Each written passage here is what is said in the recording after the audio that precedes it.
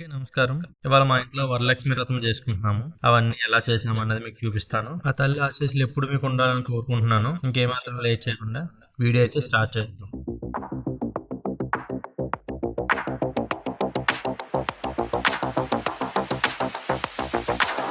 మేము మా పూజా మందిరాన్ని సింపుల్గా ఇలాగా పువ్వులతో అలంకరించాము.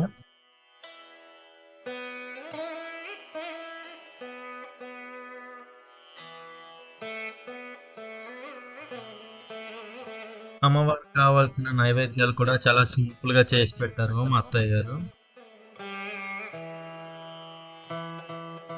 అమ్మవారికి కావాల్సిన అలంకారం అంతా దాన్ని చూసుకున్నది.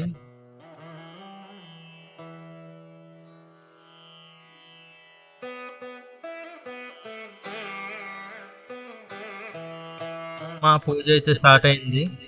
పూజ అంతా చాలా ప్రశాంతంగా అయింది.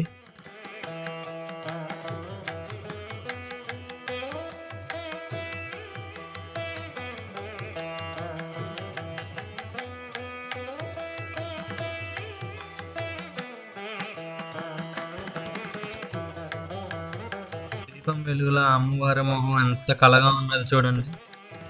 మా పూజ కార్యక్రమం అంతా చాలా ప్రశాంతంగా అయింది. ఆ తల్లి ఆశీస్సులు మీ అందరికీ ఉండాలని చెప్పి మనస్ఫూర్తిగా కోరుకుంటున్నాను.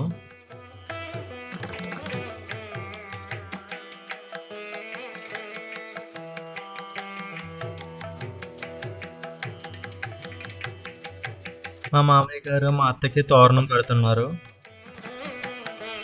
ఇక నేను ధరణికి తోరణం కడుతున్నాను.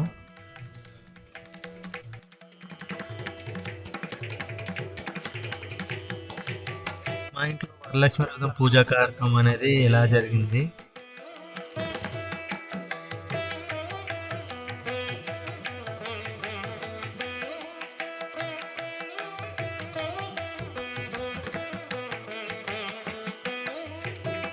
తులసమ్మకి మా అత్త పూజ చేస్తుంది.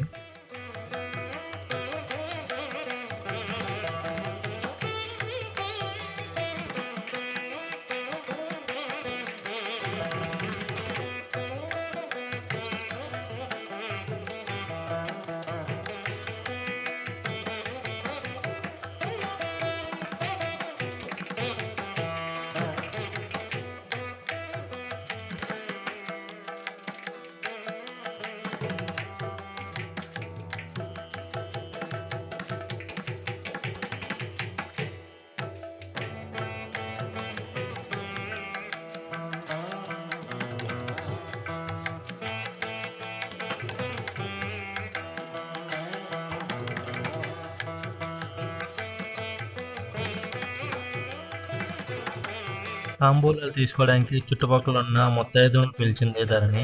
దానికన్నా ముందు వాళ్ళ అమ్మకి కాళ్ళకి పసుపు రాసి తాంబూలం ఇచ్చింది.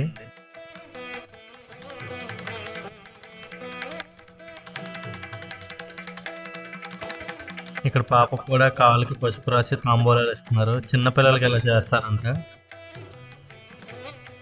చూడండి ఎంత బాగా చేయించుకుంటుందో.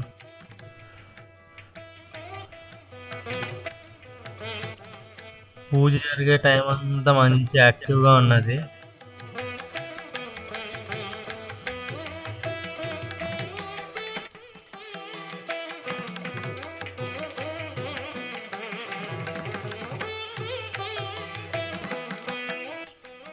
చూడండి తాంబూలం ఇస్తుంటే ధరణికి ఫ్రూట్ ఇచ్చి నాకేమో ఆకిస్తుంది.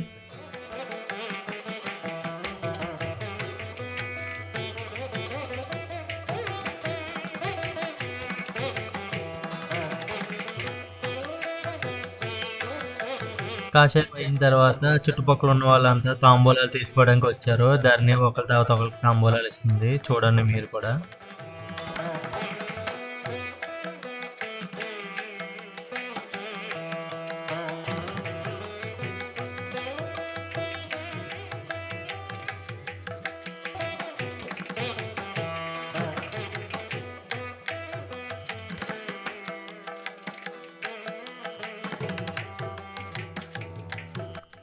తన పేరు ఆరాధ్య. చాలా తెలివైన పిల్ల.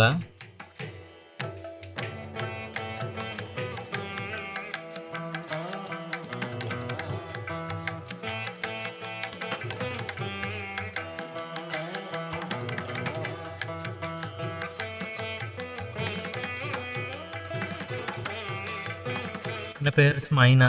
రోహిణి చాలా బాగా చూసుకుంటుంది. తను ఒక్కదే ఆడిస్తూ ఉంటుంది.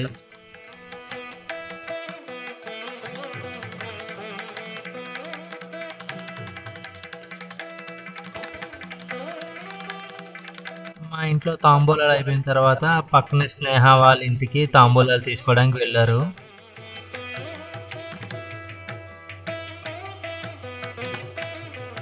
తాంబూలాలు తీసుకున్నాక అందరూ కలిసి సరదాగా కూర్చుని మాట్లాడుకున్నారు.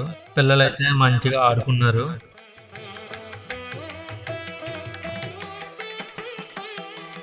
ఈ సంవత్సరం మా ఇంట్లో వరలక్ష్మి వ్రతం పూజా కార్యక్రమం అనేది ఇలా జరిగింది.